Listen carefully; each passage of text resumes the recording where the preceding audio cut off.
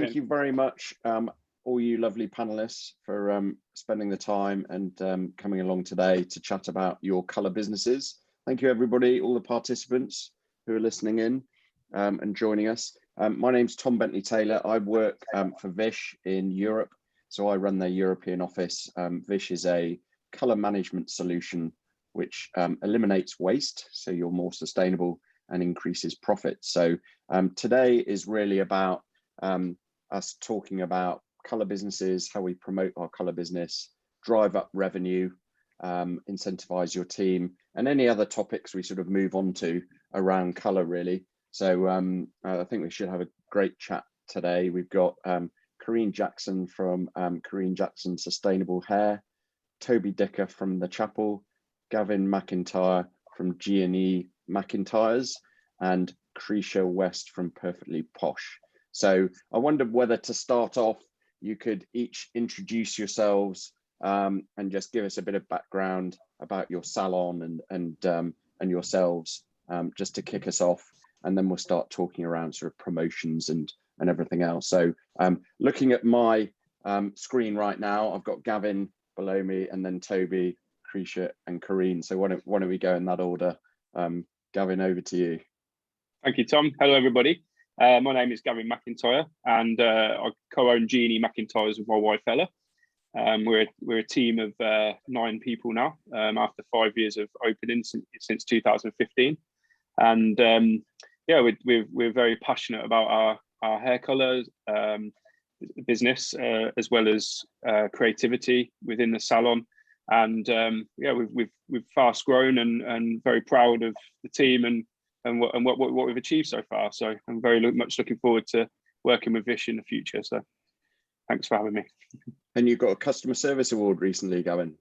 Yeah. So yeah, we're very humbled again to secure the customer service award at the BHBAs this year, following on from our 2 wins last year as well. So it was a very tough category, and it was very humbling to be recognised from our peers for something that's obviously so important to our industry and customer service. So yeah, the team have done an amazing job. So thanks so much. Congratulations, that's brilliant. Thank you. Toby, over to you. Oh, hi there. I'm Toby Dicker. Run a small group of salons called The Chapel, and they're in chapels, for want of a better word. Like Gavin, very much a focus on customer service. I'm not a hairdresser, and so my passion is really around using technology and data to improve customer experience. And the key to our business is do our customers come back, and obviously, you know, giving them the best possible service and getting that retention, but also making sure that we maintain profitability. And the one standout that's probably different about the Chapel, and the one thing that we've always done, is all of our services are billed by time, and that's colour as much as cut. So we set a price for the time it takes, and then we charge accordingly. And that's something that's relatively, well, it's certainly, we certainly started it 20 odd years ago, 25 years ago, and it's something that's made us stand out slightly differently. I was going to say, you were the first salon, I think, that I came across, certainly, that did it, and very few other people moved across to that model until relatively recently, I'd say. Yeah, I mean, for us, the skill set is in the same way as it would be for any other service industry. You know, solicitors and so on are charged by the time they take for a very long time, and we see the skills that are brought to hairdressing in the same way. It also helps very much promote a much more sustainable working practice, because it's about how long our customers want to spend with their stylist. So from a hard work point of view, if someone literally wants to have 2 customers at 4 hours a day, then that can fill their books. So it's a very different model, potentially not the most profitable, but we think most sustainable in terms of people and longevity of career. Yeah, sure, cool, brilliant. Thanks, Toby. And Krysia. Thanks, Tom. So I'm Krysia West, and I am the owner of Perfectly Posh Hair in Hungerford in Berkshire. We are an Aveda salon, so we are pretty sustainable and have been probably for the last 8 years. But I would say in the last 3 years, we've really sort of like really pushed for the sustainability. Last year, we obviously took on the Vish system, which was fantastic for us. I have a team of 11. And they all took it on board, were fantastic and are thoroughly enjoying it. The fact that, you know, along with other organisations, sustainable organisations that we have joined in the last sort of like 18 months, for us, Vish has been fantastic in our colour business, especially, and the motivation for our team. A bit like Toby, we have now taken on board the hourly rate, and that means that actually, as a salon, they can produce the colour services within the time and still make a profit without having to squeeze them in and kind of slack on the services a bit, really. So yeah, it's really interesting actually, that model. I'm hearing more and more people moving over to either charging for a service and colour separately, or actually just charging for time. So like in the last year, 18 months, I would say far more salons than I've ever heard of before moving over to that model. So I think along with, you know, being more sustainable with regards to salon practices and stuff, I think it's also about the well-being of your team, and like you say, keeping stylists and, you know, people wanting to join the industry. You know, I come from a time, I mean, I've been in hairdressing 24 years, and it was like literally blow dry after blow dry after blow dry every half an hour, and it was really hard going. And I just don't think you can sustain that now in our working environments. You know, we are losing stylists because of that, and I think it has to be a whole shift pattern that needs to change, really. But it's really good that, you know, more and more salons are taking it on board. So yeah, no, that's great, thank you. And Karine. Hi everyone, I'm Karine Jackson from Karine Jackson Sustainable Hair. So yeah, we've been working sustainably with organic colour for about 15 years now, and that came from a client's request. She had cancer, and she wanted to look into brands that had less chemicals and a better impact on the environment. So that's how I started my journey into working sustainably. And I actually had a big chat with Toby on the charity bike ride a few years ago about the hourly sessions, and it's something I've been wanting to do for a while, but it's how I introduced it to the clients. And one, probably the only positive to come out of COVID, was it was a good opportunity for me to rewrite my business model. And meeting Tom, as I was changing the business model, it has tied in beautifully. We're really good in with reweighing with waste. We were pretty low. And I think Vish has helped us continue the message, be working without waste, you know, and charging for what we use and our time we use. It's the only way to do it. And I think for years, hairdressers. Losing you a bit there, Karine. No, this is our time. This is what we do. So, oh God. Yeah. I mean, look, I think it's you know, we have a real push at Vish. We're spending a lot of time with stylists that we're working with and salons, with a really big push for charging your worth. And actually, you know, stylists are incredibly skilled. They've trained hard, done a lot of education, and for us, it's really about, right, actually, everybody in the industry should charge their worth. There's no other service industry out there where things are given away free. I was saying to somebody earlier today, I've booked my car in for a service, and I would love it if I went to go and pick it up and they said, well, all the parts are included, you know. And it's kind of, right, actually, they're going to charge me for every minute they're working on my car, and they're going to charge me for the parts. And, you know, and so I think as an industry, particularly sort of coming through lockdowns and everything like that, it's more important than ever, right? We should have always, you know, stylists need to be confident. They've got an emotional connection to the guest. That's fantastic. But actually sort of charging your worth. So no, that was brilliant. Thank you very much for all introducing yourselves. I think it seems like there's probably quite a good point to sort of maybe dig into the actual pricing for time. Like how do you transition your color business from pricing for service to pricing for time, and what are the sort of challenges around that? Because I've spoken to quite a few people who would love to do it, but it seems like there's sort of they're not too sure, right? Would it work for them? Would it work for everybody, I suppose? So that whole kind of charging for time. Toby, do you want to sort of kick us off with sort of what your thoughts are? Is it for everybody? I mean, it's a very long time ago, Tom. It's 20 something years ago that we did, so it feels like forever. You know, I think what the thing that sparked it for me more than anything is that price list completely confused me. I did not understand, and from an outsider's point of view, did not understand what a half head of highlights was, what a full head was, what a tint, all that. I'm just going, what? And in the end, it got so confusing that I thought, as a consumer, that must be desperately confusing, really. All I want is great hair. You know, we don't sell bread and butter. We don't sell services in the same way as milk is sold in the supermarket. We sell bespoke things that are personal to people, and therefore they're created in an artistic way, and therefore you're paying for that expertise.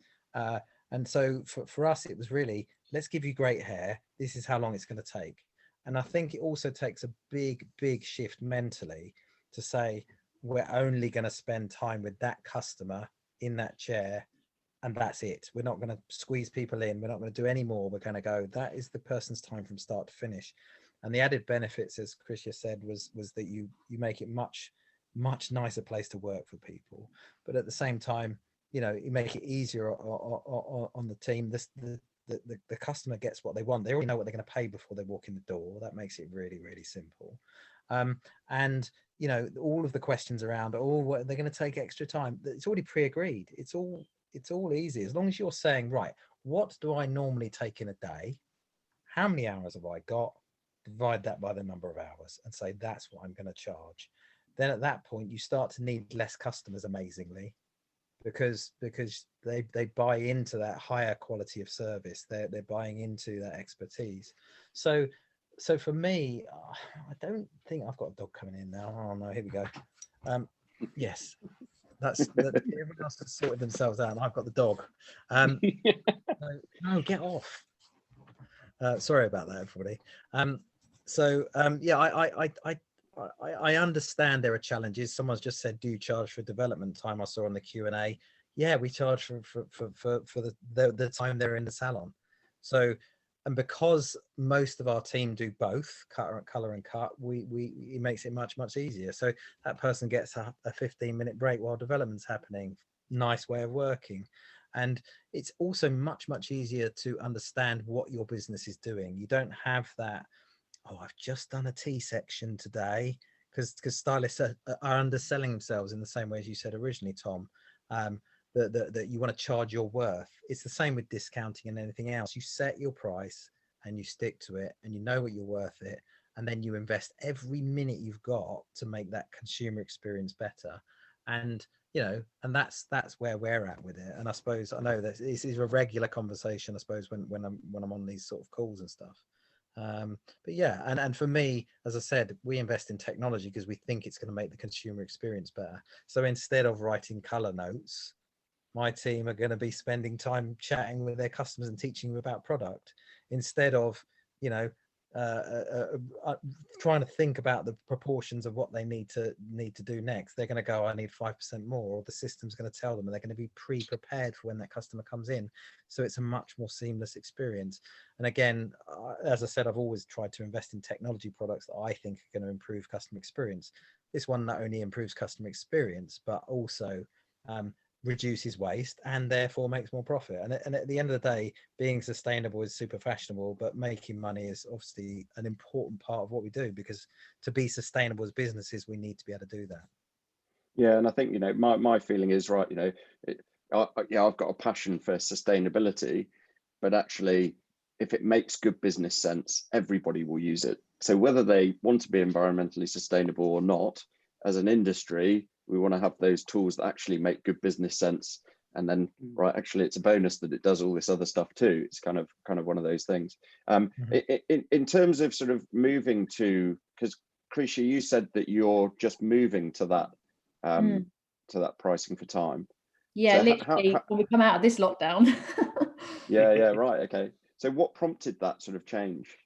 I think the last lockdown, obviously when we went back into my team, they were brilliant, fantastic. They all worked super hard, extra hours, and it was just unbearable. We're having to work in completely different environments, and you're trying your best as it is, but we still, I'm very lucky that my salon's quite spaced out and my chairs are quite spaced out, that we could still work on a double booking system, you know, for like do a cut when a color's being developed, because with Aveda we don't use heat, so the development's quite long, and it was just very, very stressful. And I just, in this lockdown, I completely, a bit like what Karine said, is I completely reevaluated my whole business this time. Things had to change last time, but I've gone to hourly appointments, based my pricing on that. And I have a business manager, and he just completely rejigged all my prices. And yes, some prices are going to go up quite high. I'm going to lose customers. I understand that. I can't help that, but I have to really look at the well-being of my team, because my team is what keeps my salon going. You know, the customers pay their wages, but at the same time, you know, that flow of client needs to come in and feel like they're not so stressed. You know, we were seeing people in December that hadn't come in from July because they were still very, very anxious. Whereas if we now stick to, you know, an hourly rate, and they know that they're the only person that's going to be with that particular stylist, although we only work on one client, you know, one doesn't do color, one doesn't do cutting. You know, they know that no one else is going to come in until they've finished. So yeah, for us, I think it's just the way forward now. I think, you know, we're in a completely different environment than we were before, and our businesses aren't the same businesses, so we kind of have to evolve with it all. Yeah, absolutely. So I guess it's kind of goes back to that whole kind of, right, actually delivering great service as well, doesn't it, to your staff, I guess, and to your clients. Both, you know, and based around that. Yeah. So Gavin, tell me a bit about sort of how you run things in the salon, and kind of the service side. How do you deliver really good service? Because you price for services, is that right? Yeah, well, to be honest, it's interesting to listen to everybody, because me and Ella have obviously extensively looked at the model throughout these lockdowns, and particularly this recent one, because like Krysia saying, when we come back from the last lockdown, we learned so much with the new negatives, if you will, i.e. how busy it was, etc., and the impact it was having on the team. And obviously mental health and things is very big and rightly so at the moment, and that's certainly come into our thought pattern with how we come out of this. So the comfort of the team, like we're all saying, is so vital. And we have listening to everybody now is kind of making me want to go the whole other way, but we have introduced a little bit of a sort of set price element to our menu now, but we do have our pick and mix side as well. And that is what Toby was saying, is your half head of foils, etc. So to get around the confusion, we always do a consultation before someone comes in to see us anyway, like most salons I'm sure does. And we will break down obviously our menu with them and explain to them what we're going to need to do. And we will give them a kind of price bracket that we're going to be looking at, and obviously we'll inform them of any additional upselling revenue if that's the case, before we do anything with their obviously confirmation. But we have introduced a little bit of a set price and charging hourly now, as a part of our menu, just because I suppose being, you know, only 5.5 years running a business, there's a little bit of lack of confidence to just make that plunge and say, right, this is how we're going to do it. But I appreciate also having that certainty is what gives your clients a confidence as well. So, you know, I am sitting here now thinking we should have just gone for it and said, yeah, we're gonna do that. But I think, to be honest, with the feedback we had as going into Christmas time, and we were talking about the set pricing, a lot of guests to us did say, I like the idea of that. I like the idea I'm going to have your focus for that amount of time. It's clear what I'm going to pay, and obviously you know, they're going to have more confidence that they're going to achieve the hair or the overall look that they want to. And it allows us to be more realistic as well with what we need to do. And I'm sure our partnership with Vish now is going to complement that further, because we can have a more transparent pricing structure as well. So each client knows what the cost of the products we're using is going to be. Yeah, absolutely. So it's really sort of a from price. You are truly having a from price for each of your services. Is that right? And, yeah. And then you're having that consultation and actually upfront, hopefully saying, right, okay, well, I'm going to add a toner, or I need to spend extra time, or there's extra product. Is that right? Yeah, we try and be as transparent as possible, but obviously it's difficult, and actually a set price structure like we're talking about probably does, in the grand scheme of things, quell a lot of that uncertainty, because you like Toby said, you know what you're going to pay. So there's a lot. I think there's a lot of argument here to say it's a very good practice to go forward with, and I'm sure it will probably eke into our price list as the time goes on, and we'll get more set in our way with that side of things, because it is a promising thing. And it is, when you have a plumber come out to you, or electrician like we are at the salon at the moment, you know, they come in with their set price and they say, right, this is a daily rate, and you'll be paying for materials on top of that. So yeah, obviously we seem to be an industry that hasn't quite adapted to that as yet as a whole. So certainly it's something we can, I think, learn from and better ourselves. And like we were saying, charging accordingly for the skills we work hard for. Yeah, and a lot of salons, I think, when you actually look at the pricing menu and everything like that, you actually look at some services don't take too long. Do you know what I mean? You are very profitable, and others are taking a long time and probably aren't so profitable. You know, and it's sort of so you've got that sort of imbalance, if you like. And obviously we see that on the product side with, right, you're delivering a color service, and the product cost is continually changing based on length of hair, thickness of hair, time between visits, or who's applying it, all that sort of stuff. So actually having that sort of okay, from a business perspective, right, you're charging, I guess, for time, even if you've got a service price, but it's sort of to a fixed time, and then you charge extra for more time. It's kind of, right, a hybrid. I think a lot of people would probably go for that, whereas actually it is quite a big jump, isn't it, to go into charging for the time. Yeah. So no, that's brilliant. Karine, so you've been running that sort of pricing model for quite some time, and very much sort of obviously on the sustainable side. Has that been a bit of a sort of journey for you, or was it just like after getting this client and moving to kind of having more sustainable focus, it was like, right, change everything overnight? Was it sort of a gradual thing for you? No, we did it. We reopened after the first lockdown with this new concept, and we presented it to the clients that, you know, we are now going to be charging for the hour. There won't be anyone in between, and then we charge for, you know, if they have a treatment, or with the color we were charging. And the way we explained it to the client is, and for most people, it wasn't a huge price increase. It was a price increase, but it wasn't huge. And for anyone new, they don't know any different. And like you're saying, right now there's a rejostling. If somebody doesn't like what we're doing, they will go somewhere else. But vice versa, we've got people coming to us, oh, my hair salon changed how they price things, so I thought I'd come here. So it's going to balance out, I think. We have an advantage where we are in the West End, because we're one of the very few sustainable salons. So I've got a different market. I think one of the best things we did, and we have had no complaints about this, was charging for the amount of product used. Some clients, you know, they put so much, they want, you know, you've got to put so much into their hair. And that's when we've seen the price jump. Somebody with long, thick hair, they're not having a balayage now in an hour. You know, they're in for 3 hours, they're paying for 3 hours, and they're paying for the product. But we haven't had anybody yet really say, I'm not doing this. They may not come back now, hello, but I haven't had anybody actually saying that. And I think be confident in what you do and who you are, and it won't be a problem. It really won't. Yeah, no, I think the confidence is a big thing. I think, you know, as business owners as well, it's kind of actually to change things, and that fear of, oh, I might lose some clients, or, you know what I mean, by moving across. I think fundamentally, if you do shift, like you said, Karine, and lose some clients, right, well, there's others that will be attracted, and ultimately you need profitable clients ultimately, don't you? So it's like, right, people, you want people who are willing to value what you deliver and pay the right price. You've got a good solid business at that point.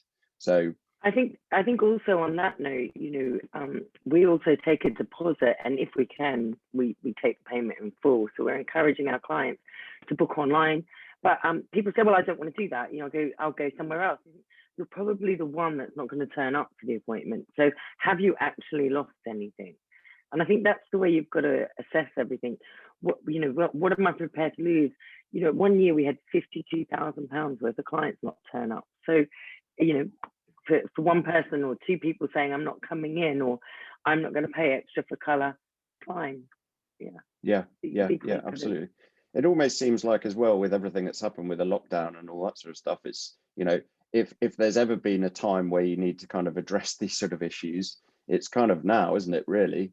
And I think clients increasingly sort of, value services even more than they did before. I mean, they've always valued what we do, but I think even more so now. And when it comes to price, it's sort of, I spend a lot of time talking to owners about, right, you need to charge the right amount for these services, add-ons, treatments, get your team to do it, charge for the extra colour, because they all impact your profits. So yeah, that's really interesting. What about sort of, if we move on to kind of the colour business itself, and sort of, I know kind of you've all been in the industry for different amounts of time, but in terms of growing your colour business, how do you grow your colour business, or the proportion of your business that's colour? Did you all sort of start out with being colour focused, and therefore, right, there is a large proportion of that, and is it a large proportion now? Sort of what advice would you give people who want to develop their colour business? Karine, do you want to start on that one? Yeah, well, colours have always been at the front of our business, and when I opened 20 years ago, we put a colour bar in. I think we were one of the first to actually have a colour bar in there, where we mixed the colour in front of the clients. We took them on the journey with us, the experience. So, looking at our colour business, we make up about 80% of our income from colour. Wow. We picked up our USP very quickly with using the organic colour system. It's a different client that we were attracting, and we've built on that. I think one advantage, because a lot of my friends within the industry are like, why have you gone down this route? You haven't got the backing of the big companies. I'm like, this is what I've built the business on. And so again, it's having that confidence to get that out there. 17, nearly 18 years actually. We now, that we're known for it. So people Google it, they come to us because that's what they're looking for. So I think if you're going to promote any part of your business, make sure that you know it inside out, and you get onto your Instagram, and you get onto your Facebook and everything else, and be confident about it. This is what we do well. And this is what we're going to stick to, and people will find you. Yeah, no, great. Krysia, have you found the same, sort of, with that sustainability? And yeah, definitely, it attracts a particular type of client, and they're particularly wanting a more eco-friendly, plant-based kind of color system. So they do attract that type of client. Again, we're sort of like a 73% color salon, and we've been sort of like quite high on color since pretty much day one. But maybe not as high as that, but as soon as we changed to Aveda about 9 years ago, it really sort of elevated our colour business. And again, it's a bit like what Karine said, getting it out on social media, knowing what your niche is. If you particularly specialise in blonding or redheads or, vivids or what have you, it's just knowing what your niche is, what your USP is, and then just getting it out there as much as possible.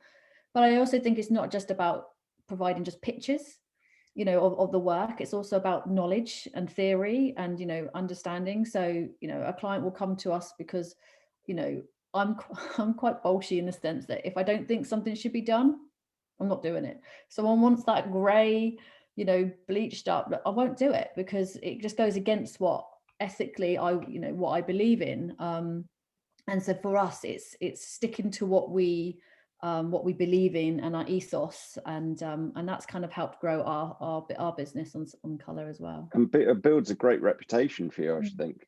Just the fact that you're sort of right, actually, no, I'm not doing that. Yeah, I don't turn away a lot of colour, but I will be honest with someone. I think, you know, the majority of salons will be honest with customers, but there are the odd one that will just give what I call false hope to a customer, and then they create or they can't achieve what the customer actually wants, and then the customer then feels disheartened, and then that can affect that particular business's colour. So but yeah, it's just about being honest, being completely honest with the customer. Yeah. And Gavin, what about you? I mean, I'm sort of thinking, you know, as you were talking, Krysia and Karine, it's sort of, you know, the sort of cost running a successful business, and, you know, obviously you're delivering services, great service, etc. You know, how do you create a really profitable, quality colour business? You know, tell us a bit about G&E McIntyre's and your colour business. When we set out, one of our biggest thing was obviously the client journey with us, and we had a focus on colour naturally. It's what me and Ella are very passionate about, and we've thankfully built a team with the same morals and the same desires. So we built a client journey that obviously we felt was very detailed and would set us apart a little bit. But the key thing with it is transparency, and it is obviously, like Krysya's saying, being honest with the client or the customer to say this is what is achievable. And we actually had someone in our, I think it was our second year, we did actually turn away and say we're not going to be able to achieve this colour. We didn't want to obviously disappoint expectation for her, and she ended up coming back to us a year later because she said, well, that because we were that honest. She respected us for that. So she came back a year later, and she's been with us since that time. So, you know, I think we've got the team on board the best that we possibly can with the way our vision is, and we use this. Social media has been huge for our growth. We've spent time looking at, mostly we do it quarterly, and look at what we want to put out publicly to attract a certain demographic. And because our team, you know, is very versatile with the way they do colour, balayages, blondes, etc. We make sure that's put across, you know, very, very diversely on our marketing. So when social media is happening, there's a very much variation of what we do. So I would probably say balayage, like most salons, has had a lot of focus with us because it's been one of the most demanding services, and it is obviously what the team want to learn the most at the moment. But you know, we try and find new ways of doing that. So hopefully within our customer base, they're aware and would agree that we're always trying to evolve things. So it's that reputation hopefully is grown over time to know that we're fashion forward, but we're doing what's right for the hair as well. So we have a lot of upselling of treatments. K-Pack is what we have with Joico, Olaplex also in the salon, etc. So using those bond building treatments has got us that credibility of our clients as well, because although we do a lot of work on the hair, the condition is very, very good, and it works forward for their next appointment. We're always planning ahead what's going to happen for their next visit. So yeah, I think that journey with us is what has built our reputation, and then on top of that, any future recommendation comes off that. So we tend to have a lot of families that come in, like mums, daughters, aunties, etc., because they go home and say, well, you know, this has happened in the salon, and you know, I would fondly say that our team are very skilled as well. So I would be biased, obviously, but yeah, they're very skilled at what they do. So and that's recognised as well from our client base. So yeah, excellent. No, brilliant. That's great. Fantastic. Toby, you're a data expert, I would say. Out of everybody that I've met in the industry, I think you have the biggest focus on data and running a data-driven business. What in terms of running the colour side of the business, what are the sort of key metrics and things that you've sort of become more focused on, and you know, what would you say to other people running colour businesses in terms of the metrics they should focus on, and how you sort of manage those. Yeah, I mean, but before I go into the data, I just wanted to chime with some of the other guys. I think what Karine said around standing for something is incredibly important. I think if you don't have integrity and you just follow the crowd, then you're Yeah. not going to stand for anything. And I think each of the businesses here stands for something, and they know what they stand for, and they look after their customers in that way. Gavin was talking about customer journey and taking things through. I think we've created a customer journey whereby they actually sit in a specific area called the color studio. So we're fortuitous. Well, we by design we've taken on properties that are off high street with big space. So the color studio is a real education area where we're investing time showing people and mixing the color and doing those things that Karine said, like Krysia said as well. You know, really making sure that you're honest with people about what can be achieved. And one of the other things about it is we're all using really high quality, expensive products. So we really need to be talking to our customers about those products and showing those off. You know, people walk around with a Gucci handbag for a reason. You know, let's talk to them about the quality of the product that we use. Even though we all chosen something different, we believe in that, and I think that's a really important part. I'd agree with that. I think, sorry to interrupt, Toby, but I think, you know, it's kind of, it's amazing how many people, when I started, you know, I'm new to color, you know, 18 months ago, I really didn't know anything much about color at all. It was, you know, right, saw this piece of technology and went, wow, this is amazing, right? So, but actually I asked around then, the number of people that I went and spoke to and said, oh, color, you know, there's this new technology which deals with all the weighing of color and, you know, helps you mix color. And these were clients, not people in the industry, clients. The number of people, my wife, her friends, who had no idea that color was even mixed, right? Products put on my hair. I remember speaking to one friend, it was like she thought it just came out of one tube, you know. So that whole science and the creativity that goes around the mixing, and I've always felt is kind of right, actually that should almost be on display. Absolutely, it's a skill set that we're underestimating ourselves with. Again, there's a massive skill to doing that, an artistic skill, and we did a big survey a few years ago whereby we were asking people we go out on the street and do interviews. What skincare regime do you use? What perfume do you use? They're like reeling these things off. What color do you have in your hair? Oh, whatever she says. And it was staggering. And I think that's symptomatic of us undervaluing what we do. So there's a couple of things. Cost of goods sold is obviously a really important part of what we do. And again, Vish is going to add to that. I mean, we had a program in place to understand how much product we used, but we don't know, you know, down to the minutiae what we use for each customer, understanding which service gives us the most value, and then really understanding, and this is another part of it, what happens when you discount for new guests or new customers, or you say, oh, we're going to do a 50% color sale. The cost of the color doesn't go away, and you're still paying people, and all of a sudden you're doing this for free. You know, I'd rather have 55% of the total business than discount by 50% and have all the business, because it will be more profitable. It's as simple as that, and my team won't be overworked. So in terms of undervaluing ourselves, there are a finite number of customers out there. Looking after them means they're going to come back to you more often, and coming back to you more often, building trust. Initially, guests and customers come because they just want to try something new and they're really scared and they're not doing that. And actually building that trust and being honest and so on helps you develop people into a color customer. And like the guy said, our revenue is probably around 70% for color, but around 90% of our people who come in have color, you know, or a color or services that do that, because they don't have them every time. But I think that builds trust. And actually, when in the end you end up with appointments that are 3 and 4 hours long, and the vast majority of that is color business, where you're being, you know, crafting that, and so it's trust actually is what helps you build the color business. So seeing you do the mixing, all the things these guys already talked about, being honest, you know, making it specific to them, and really educating people on that journey. When people go into a restaurant now, they want to know what produce is going into what they eat. They want to know all those things. They want to have a great experience. And I've always said, you know, as well as having great skills, which is incredibly important to what we do, the added value comes from the touch points, the extra service that you do, the spending more time with people. and then you realize what it is. You know, you go to a restaurant and it's memorable because of the experience you've had, and not necessarily because of what you've eaten.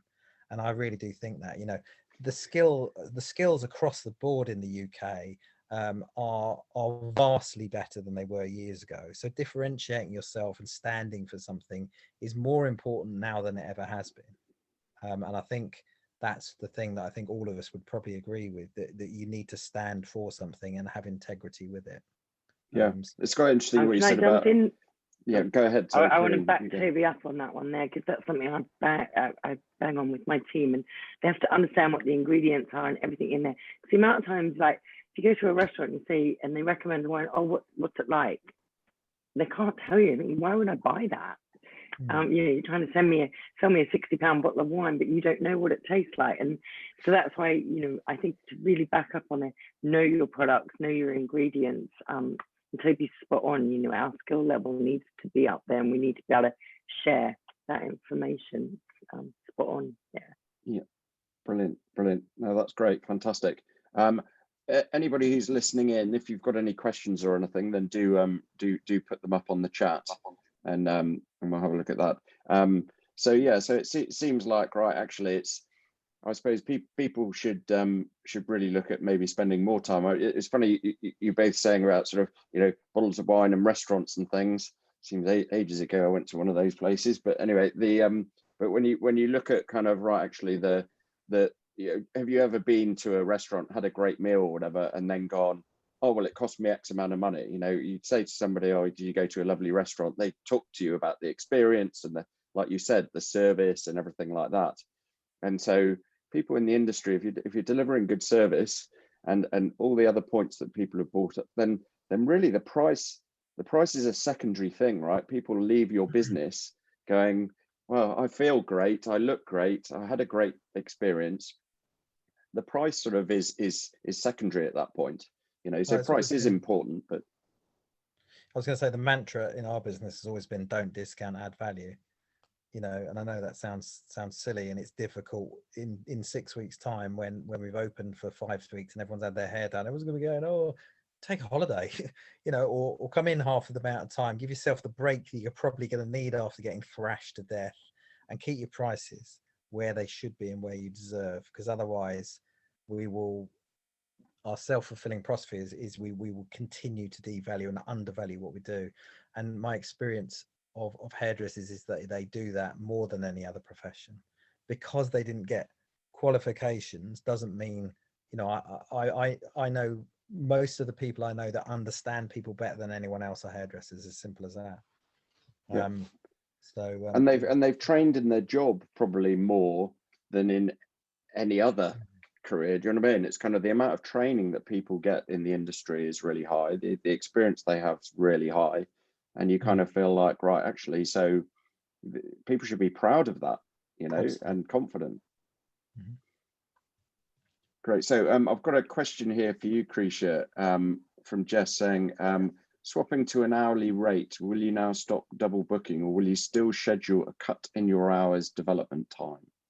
Yeah, no, we're completely single booking now. So although I will still be charging separate service prices, all the services prices have been worked out on hourly rates.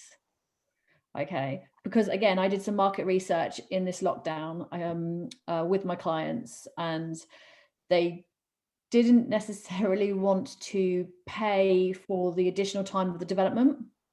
So I worked out exactly how much, this is just how I worked out, you know, I worked out how much I would lose by not double booking.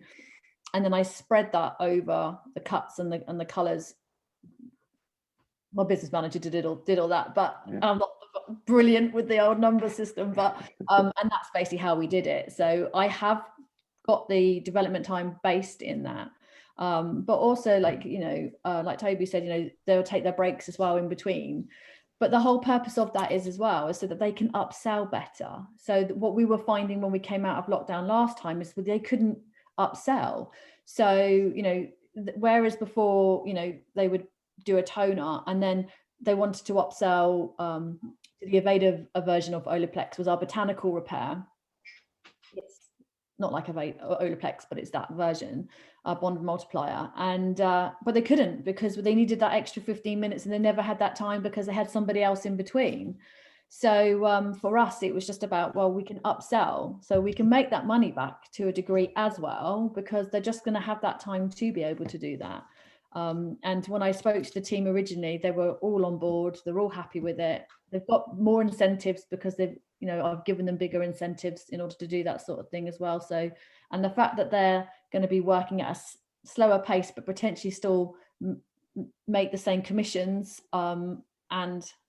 and be able to upsell and make more, it's just like a no-win thing for them, really.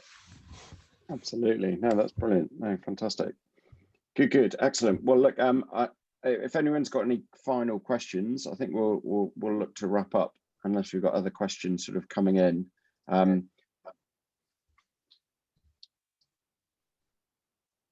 think that's probably, I can't see any other questions coming up, but look, yeah, it was really interesting sort of talking to you today about the colour business. Really interesting, the fact that, right, that the sort of threads seem to be, right, be confident, stand for something, you know, and